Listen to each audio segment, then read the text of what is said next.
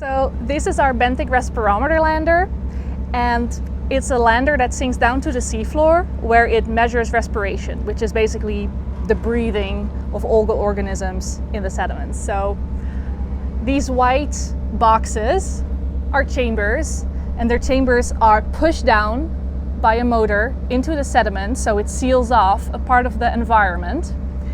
And then it measures the change in oxygen over time using oxygen uptotes that are put on the top of the chambers here.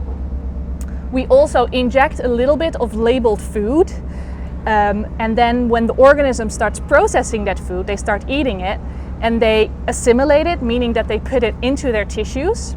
So once the lander comes back up at the end of a deployment and we process the sediment and the organisms, we can actually calculate how much of that food each faunal group has eaten. Additionally, in here we put syringes, plastic syringes, and at certain time points during the deployment they take a water sample, and we can look at the nutrient concentration over time. So besides respiration and breathing, we can also calculate nutrient recycling of the seafloor. This is our camera lander, which is again a lander that sinks to the seafloor, but this has a camera mounted on it. The camera will be mounted on this bar here, and there will also be light strobes mounted here as well to flash, because of course in the deep sea it's dark, so you need the extra light for taking the pictures and video. And here we will mount a plate with bait, so we're going to put some fish on here and we're going to put some squid on here, and the camera is going to record all the animals, all the scavengers that are attracted to the smell of this bait.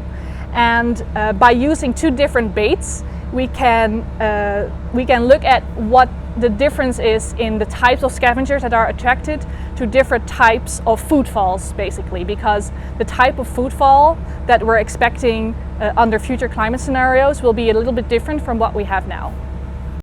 So this is the baited trap lander, again a lander that sinks all the way to the seafloor, and it's a pretty simple system. It's just a frame with mesh, and we put bait inside, so again fish or squid or anything that's very yummy to these deep sea organisms.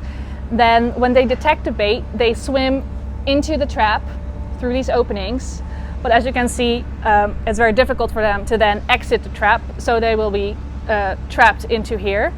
We bring the lander up to the surface, and then we collect the organisms, which are mostly fish and amphipods, and then we can use those organisms as reference organisms. So we can take, for example, stable isotope samples or ecotoxicology samples, anything from the tissue that we want to store to analyze later. And it complements the camera lander, where we also see the same type of scavenger fish and amphipods.